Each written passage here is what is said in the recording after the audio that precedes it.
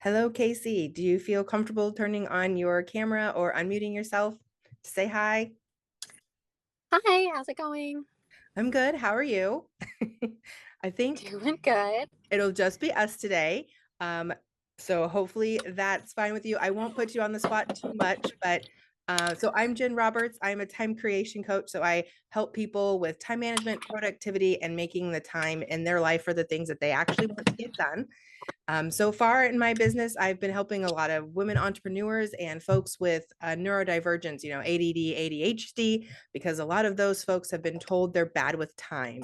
And in my opinion, if you've gotten to this point, if you're holding down a job and you're living your life, then you have great coping mechanisms. And so I really like to help people figure out what's worked for them and just do more of it. So it's lovely to Amazing. meet I you love it. today. Lovely to see your face. And where are you calling in from? You're not gonna believe this. I'm calling in from Portugal. What?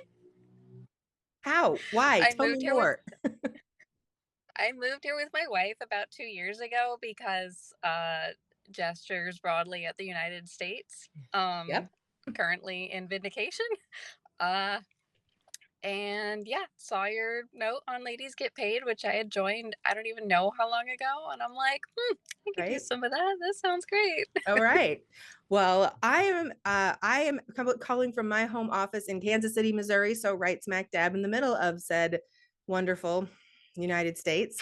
Um, and yeah, I kind of debated on whether or not I was even going to go through with this little mini masterclass today because I didn't have a ton of interest in it or signups. But even this morning, when I was still kind of going back and forth on it, I realized no, I'm going to still do it whether anyone shows up or not because I need to teach this. I need to talk about this and put it out there. And I think I'm going to probably post this video. I'll do some light editing of it and then I'll post it online and just try to have people watch it just to try and help and put some good things out in the world right now.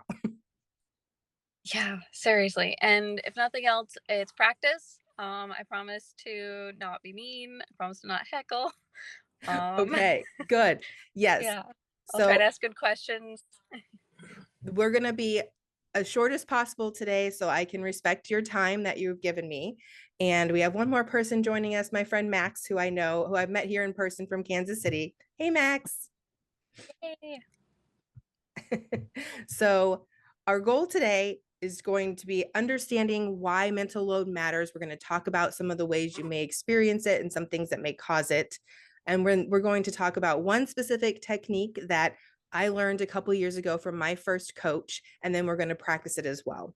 And when I first envisioned this class, I wasn't sure how helpful people might find it or if it was really needed. But I think after Tuesday, a lot of us are feeling a lot more stress, fear, anger, grief. So we have a lot of emotions going on, a lot of things that might not even seem reasonable. People might try to gaslight us and tell us that we shouldn't be feeling these things.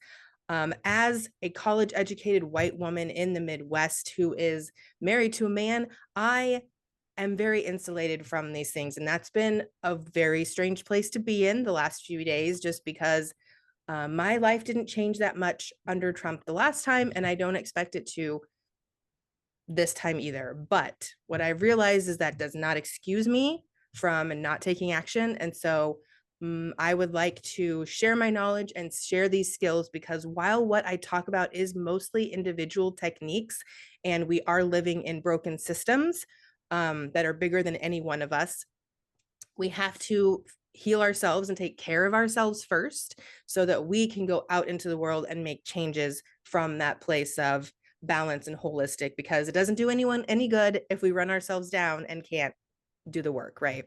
So I firmly believe in taking care of ourselves first so that we can go out and try to enact that greater change and try to, pardon my French, fuck up the systems. I'm feeling very really punk these days, so let's go. So this is one of those techniques that is designed to help you as an individual, because as we work on ourselves and heal ourselves, then we can go out and heal the world. I hope that's my goal. So if you feel comfortable with it, to kind of get us in the right headspace, to kind of let go of anything else that's been going on with you today, any other worries about, how are you going to make rent? Where's my next customer coming from? Is my boss going to fire me? Whatever it might be today. So if you feel comfortable closing your eyes, let's go ahead and just take 3 deep breaths in and out.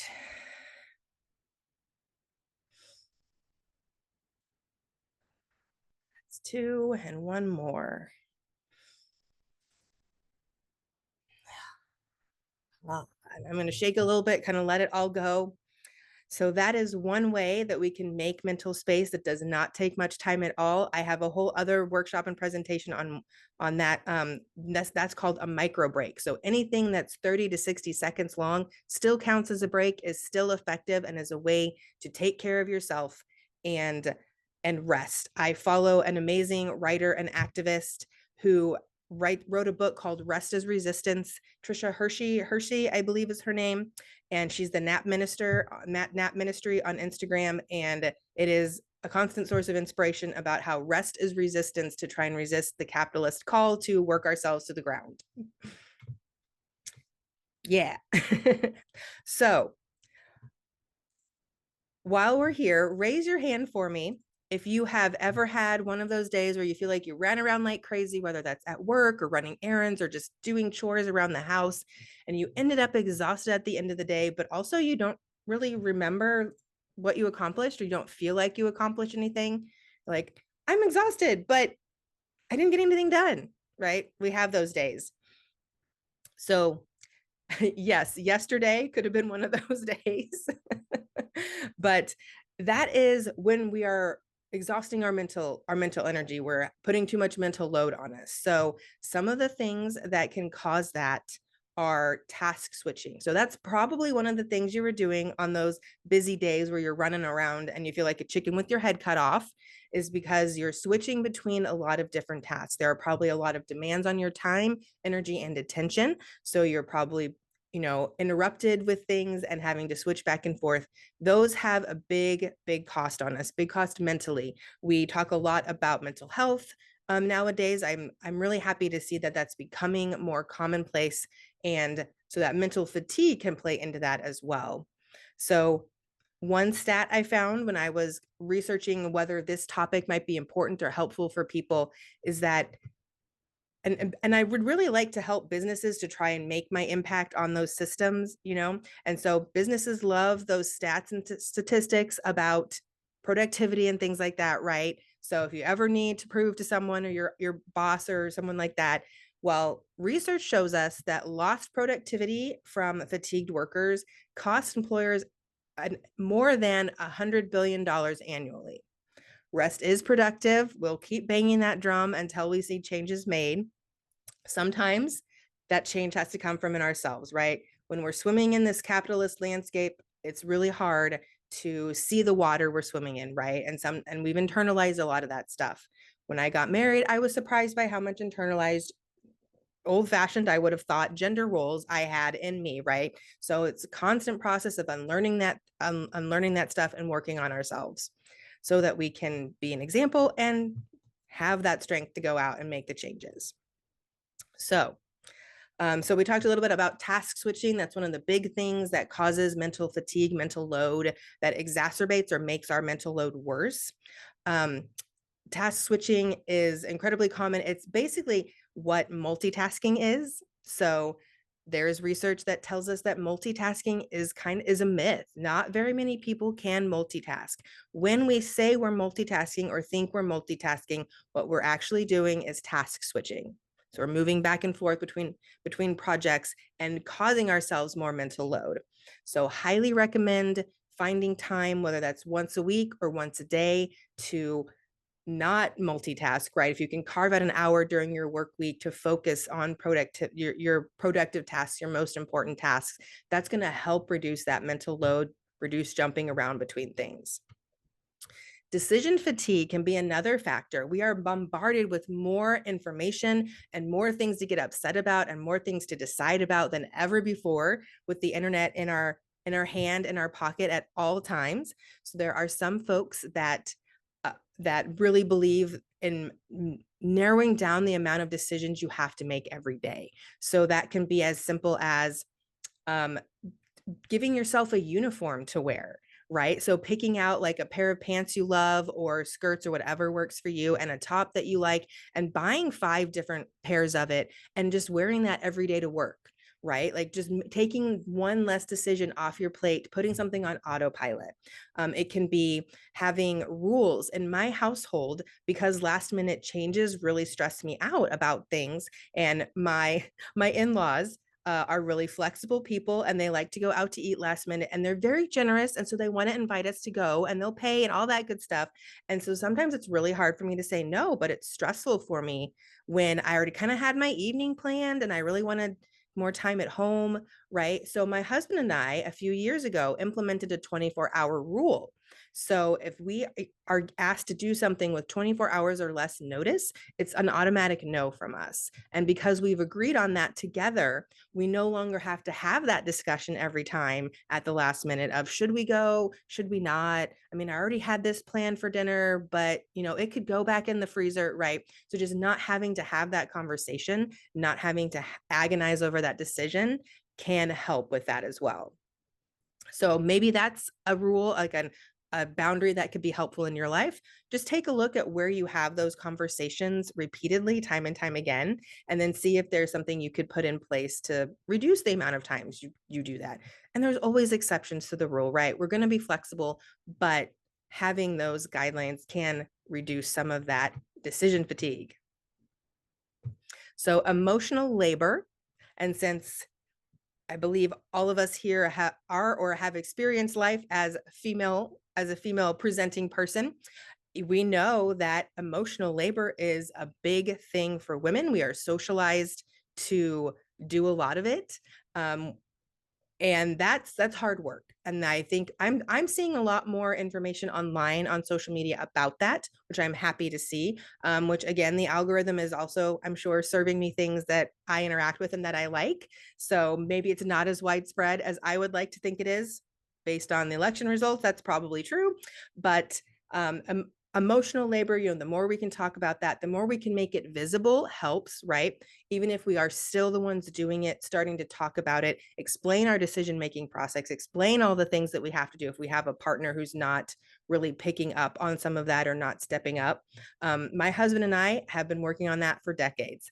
And at this point, I think we have a pretty good balance of it, but it did take a long time. It took a lot of conversations. It took a lot of times of messing it up, honestly, and being upset and having to work through that. But I think it was worth it. And so that's another factor in what can make us exhausted all the time, especially as women or with that experience, or if you have responsibilities that are traditionally assigned to women.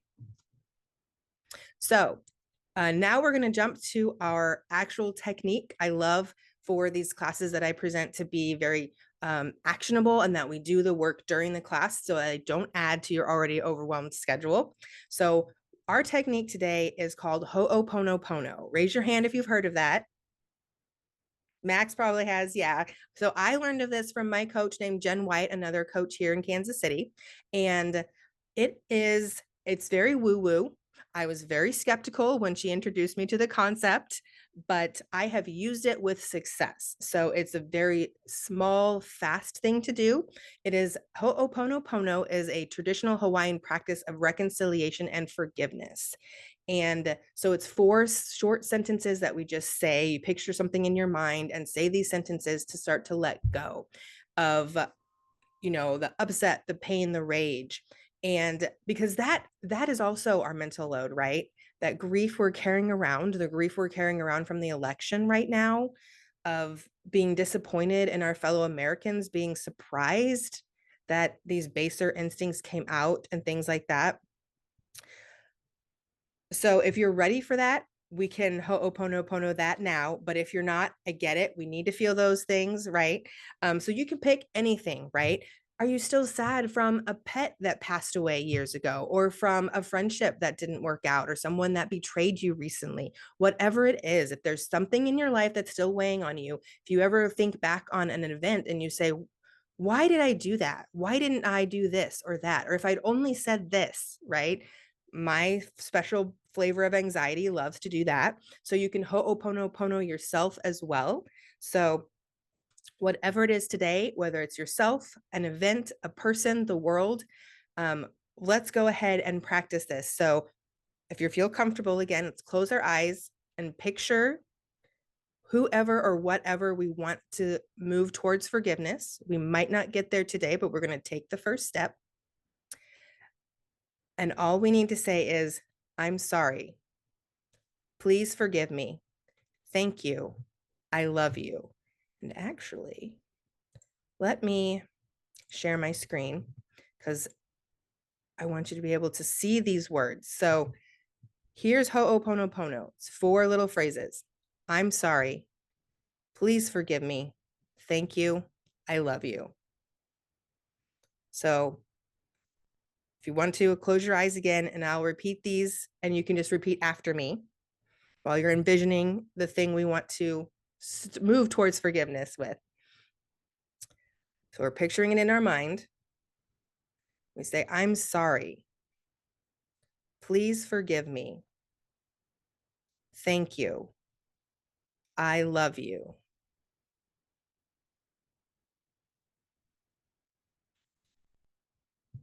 And you can say that as many times as you want. Sometimes I have added qualifiers to it. When I've pictured myself in the past for something, I might, for the many years I've spent hating my body as a woman and saying, I'm sorry I hated you, body. Please forgive me for hating you. Thank you for being there for me. I love you. Your support of me, right? We can add that to it. We can also ho'oponopono through gritted teeth. So if you have something or someone in your life that you have a lot of emotional turmoil about and they're taking up a lot of space, you're thinking about it a lot, worrying about it a lot, rehashing conversations, you can still say ho'oponopono while you're mad at them, right? And say, I'm sorry, please forgive me, thank you, I love you, still works.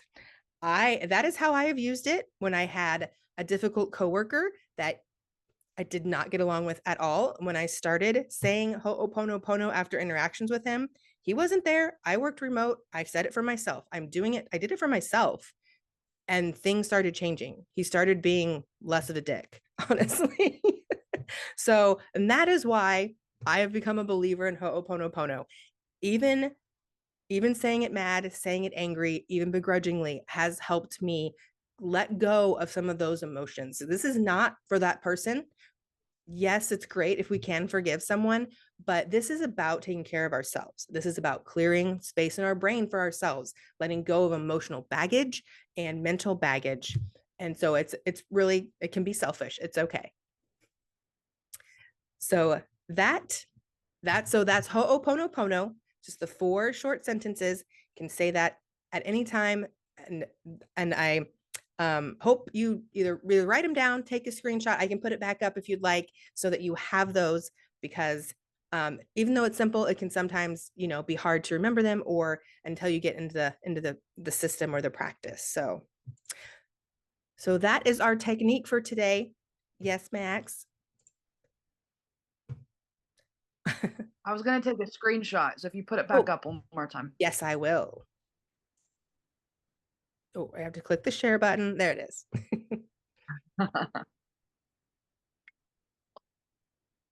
Take a screenshot. I'll just be honest. I don't think I wasn't there yet. So I'm like, when I'm there.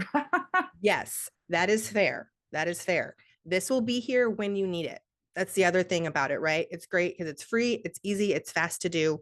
And so when you are at that point, or maybe something comes up next week and you're like, oh, I think I'm ready to ho'oponopono this or forgive this, right? Move towards the forgiveness. Whenever you're ready for it, it will be there. So, okay, that is ho'oponopono. Again, I am Jen Roberts. I'm a time creation coach. So I help people with time management and productivity and making the time and space for their best life, because I believe we only have one life to live and we have a limited amount of time, energy, and attention to put towards it. So thank you so much. I'm grateful for you giving me some of that limited time today. And So that's the end of my presentation. So if you have any questions or comments or anything, we can chat a little bit more, but if not, you are free to go. I just wanted to spend a few minutes talking about this today and giving us this tool to add to our toolbox so that we have the right tool when we need it, right? Because you wouldn't dig a hole with a hammer, you'd go get a shovel. So when we have the right tool, it helps us address things. Yeah. Yeah. So the more Can use tools we some have to pick shovels from. these days. Yeah. Sure. So Casey, lovely Awesome. to This meet was so you. cool. Thank you so much. You're welcome. Yeah, you too. All right. Bye guys. Bye folks, friends. See you later. New friends. Bye. Thank you. Bye.